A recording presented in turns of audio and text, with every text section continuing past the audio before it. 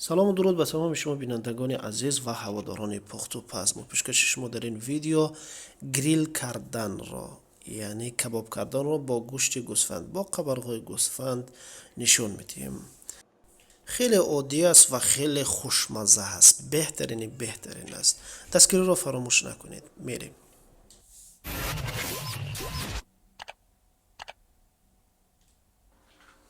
خب ما با دو قبرغه گوسفند شروع میکنیم و البته نمک را هر کس به خواهش دلش میزند. نیم ساعت پیش باید نمک زده شود. ما یک قاشق تقریبا من استاندارد میگویم، خواهش ما همین است، یعنی یک قاشق چای خوری خوراک خوری ما نمک میزنیم، یعنی یک و نیم قاشق بگیم. خب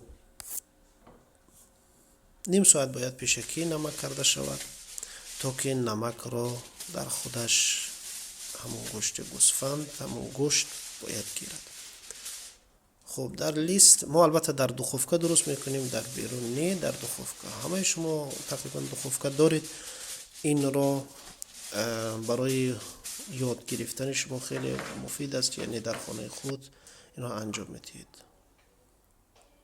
یعنی چیزای خاص نمیکنیم، ما ادویجات یعنی پریپراوها نمیزنیم، چرا که خود گوشت گوسفند خوشمزه هست. باید بگذاریم که گوشت گوسفند با همون لذت خودش بپزد. فقط نمک کفایه است و تمام. بعدا آب لیمو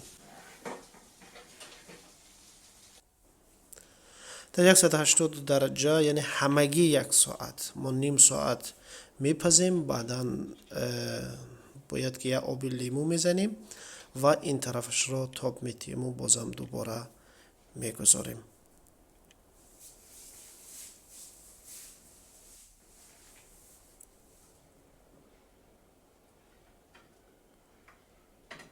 علاکه یک طرفی قبرغه ها یعنی پخته هست، طبقه طرف دویمش. این گوسفند کمی فربیتر بود است که این چربی ها هم زیادتر دارد. در این طرفش هم آب لیمو میکنیم.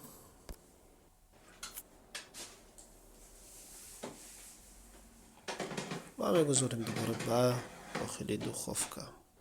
تقریبا بازم نیم ساعت میستد. نیم ساعتی ما هم تقریبا تمام شد.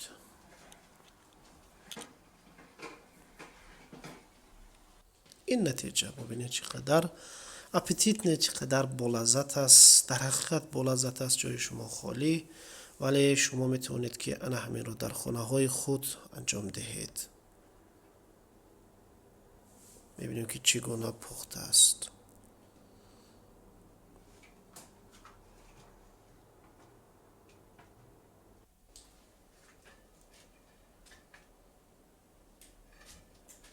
خب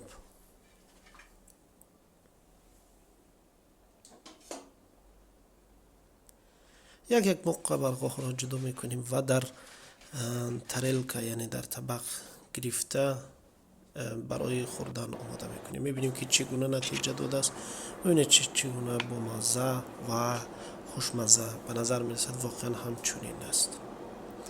البته دوستان عزیز، دستگیری را فراموش نکنید. دستگیری شما لایک و عضو شدن هست. خوب در آخر مثل همیشگی به پیامبر یک صلوات میفرستیم برای شما اشتهای تام. تا ویدیوهای دیگر، خدا نگهدار شما.